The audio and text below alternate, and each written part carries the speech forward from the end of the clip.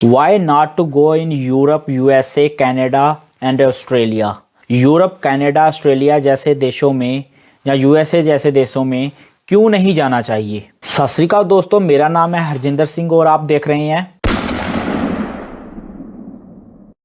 Boundless Sing। दोस्तों, आज तक हमने इस टॉपिक पर तो बहुत बात की है कि यूएसए, कनाडा, ऑस्ट्रेलिया या यूरोप जैसी जगहों पर वर्क के लिए वर्क बेस पर कैसे जाया जा सकता है।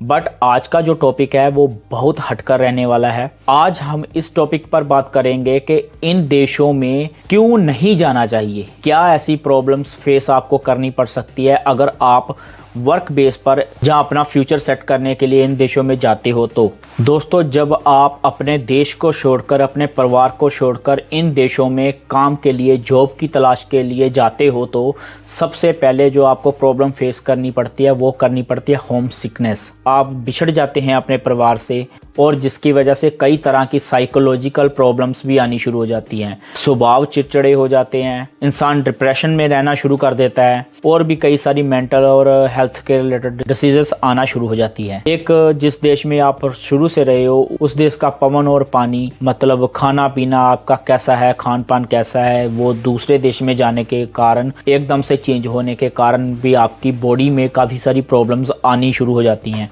दोस्तों, मैं सब लोगों की बात नहीं कर रहा हूँ, बट 100 में से 90% लोग ऐसे ही हैं जिनको ऐसी प्रॉब्लम्स फेस करनी पड़ती हैं। बाकी एक चीज़ आपने दिमाग में हमेशा बैठा कर चलिए कि अगर आप यूरोप, कनाडा, अमेरिका या ऑस्ट्रेलिया जैसे देशों में वर्क बेस पर जा रहे हैं, चाहे वो स्टडी बेस के बाद वर्क बेस पर होंगे, ऐसे किसी भी तरीके से आप जा रहे हैं इन देशों में, तो जब आप जॉब करने के लिए जाओगे तो आप ये मत सोचिए कि आपसे जो आपका एम्प्लॉयर है वो बहुत कम काम लेगा और आप आराम से रहोगे। नहीं, आपको काफ़ी स्ट्रगल करनी पड़ेगी, क्योंकि अगर एम्प्लॉयज़ की बात करें तो एम्प्लॉयज़ उनके देशों में भी हैं। उनके लिए अगर उन्होंने फैसिलिटी के साथ काम करवाना है तो उनके अपने ही बंदे बहुत हैं फैसिलिटी के साथ काम करने के लिए। जो भी एम्प्लॉयर आपको हायर कर रहा है किसी दूसरे देश से, तो आप ये तो मत सोचिएगा कि वो आपके साथ कोई कम करने वाला है। वो आपसे 2 से 3 बंदों का काम लेगा कम से कम, और फिर आपको एक बंदे की सैलरी देगा। तो अगर आप सोचते हैं कि आप वहाँ जाकर बहुत आराम से रहने वाले और बहुत आराम से काम करोगे,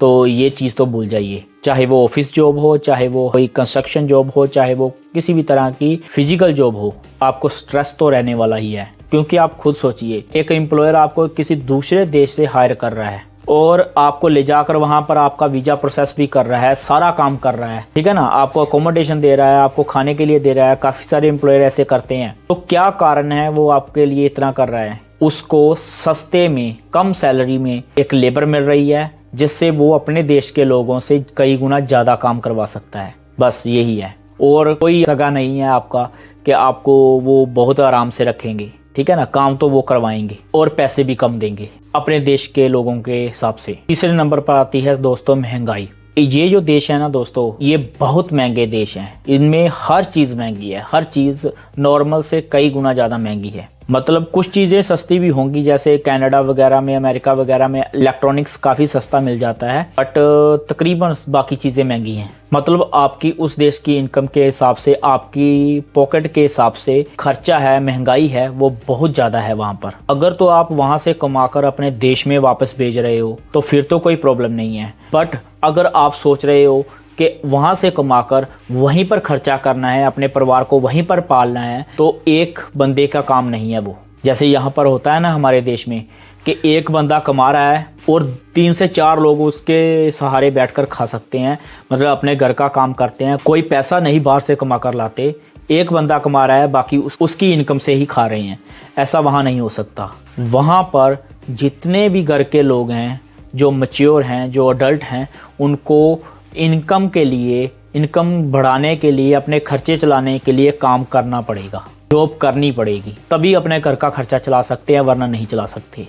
चौथे नंबर पर आता है फेक लाइफ। दोस्तों, हम लोग सोचते हैं कि ये बंदे के पास जो कनाडा, अमेरिका जैसे देशों में बैठा है, या फिर किसी यूरोपियन कंट्री में बैठा है, तो हम सोचते हैं कि इसके पास अपना घर है, अपनी गाड़ी है, बढ़िया गाड़ी है, बड़ा सा घर है, जहाँ फ्लैट भी है, अच्छी कमाई कर रहा है, और हम बहुत ज़्यादा प्रभावित हो जाते हैं उस चीज़ से।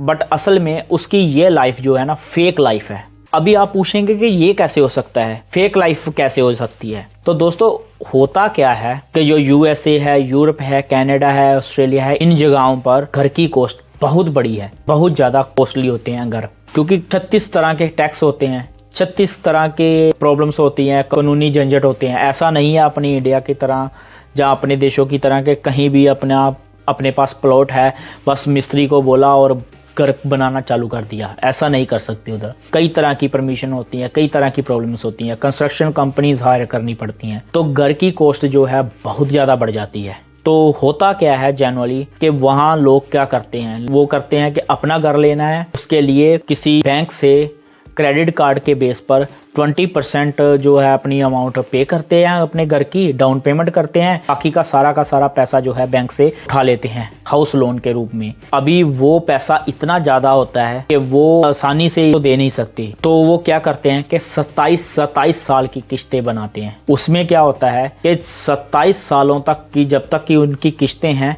तब तक जो घर के मालिकाना अधिकार होते हैं वो बैंक के पास रहते हैं, पेपर जो है बैंक के नाम पर होते हैं रजिस्टर्ड। जब आप 27 साल तक उनकी किस्तें भरकर उनको कंप्लीट उनका जो पैसा है वो रिटर्न कर देते हो विद इंटरेस्ट, तब जाकर वो घर के जो मालिकाना अधिकार है वो आपको मिलते हैं। नो डाउट कि आप रेंट पर चढ़ा सकते हो, घर को यूज कर सकते हो, कुछ भी कर सकते हो, मॉडिफिकेशन करनी है वो भी थोड़ी बहुत कर सकते हो with the permission of government. But देखा जाए तो ऐसे आप बोल रहे हो कि मैं इस घर का मालिक हूँ, तो रियलिटी में तुम आप मालिक नहीं हो ना। रियलिटी में मालिक कौन है? वो बैंक है, जिससे आपको 27 साल के बाद घर मिलेगा। फॉर एग्जाम्पल, अगर आप 30 साल के हो और अभी जाकर आपने वहां पर एक घर खरीदा है जिसकी किस्तें आपने 27 सालों तक भरनी है, तो आपका असल में घर कब बनेगा? जाकर 57 साल की उम्र में। तब तक आपको जॉब करनी पड़ेगी, उस घर की किस्तें देने के लिए बैंक को आपको जॉब करनी पड़ेगी, क्योंकि अगर एक भी किस्त टूट जाती है ना तो आपके क्रेडिट स्कोर गिर जाते हैं, आपको कोई राशन तक नहीं देता। तो उसको बचाने के लिए आपको किस्तें भरनी पड़ती हैं। आप जहां पर जॉब कर रहे हो वो जॉब अगर आपको नापसंद है फिर भी आपको करनी पड़ती है, क्योंकि घर की किस्तें भरनी है। जिस एम्प्लॉयर के पास जॉब कर रहे हो वो एम्प्लॉयर आपको तंग करता है तो भी आपको जॉब करनी पड़ती है, क्योंकि आपको घर की किस्तें भरनी है। मतलब आप एक ट्रैप में फंस चुके हो। बैंक ने घर ले लिया अपने नाम पर और पैसे भर रहे हो खुद आप, और लोगों को बोल रहे हो कि घर मेरा है। तो बेसिकली तो ये फेक लाइफ ही है ना, फेक ही है ना, सबको झूठ ही बोल रहे हो आप। टेक्निकली तो घर बैंक का है। ऐसे ही होता है कार के केस में भी। इसके अलावा एक और बड़ी प्रॉब्लम जो हमें फेस करनी पड़ती है जो है परिवार वालों से और रिश्तेदारों से दूरी। अगर आप वहां पर जाकर अपने हस्बैंड वाइफ वहां पर रह रहे हो, बच्चे ने वहां पर हो जाते हैं, तो जो आपके परिवार के बाकी मेंबर हैं उनसे आपकी दूरी बन जाती है। आप ना उनसे जल्दी मिल पाते हो, ना अपने रिश्तेदारों से मिल पाते हो, उनकी खुशी गमी में भी शामिल नहीं हो पाते प्रॉपरली। तो आपकी जो अपने परिवार के साथ, अपनी रिश्तेदारों के साथ जो सोशल लाइफ है ना वो बिल्कुल ही खत्म हो जाती है। फिर एक और चीज, लग्जरी ऑफ लाइफ। दोस्तों अगर आप किसी विदेश की धरती में 2.5 से 3 लाख रुपया महीने का कमा रहे हो और अपने देश में जो बंदा आपके कंपैरिजन में सिर्फ 70 से 80 हजार 90 हजार रुपया कमा रहा है, तीसरे हिस्से से भी कम, उस बंदे की जो लग्जरी ऑफ लाइफ है ना विदेश वाले बंदे से कहीं ज्यादा होती है। वो ज्यादा आराम से जिंदगी व्यतीत करता है, ज्यादा लग्जरी से जिंदगी व्यतीत करता है, वो अच्छा खान पान खाता है, वो अच्छी लाइफ और रिलैक्स लाइफ जीता है। आप कंपेयर कर सकते हो खुद को, एक विदेश में बंदा है और एक गवर्नमेंट सर्विस करने वाला बंदा है। देख लीजिएगा ध्यान से। मैं ये नहीं बोलता कि किसी बंदे का स्वभाव कैसा है, कंजूसी करता है या कुछ भी।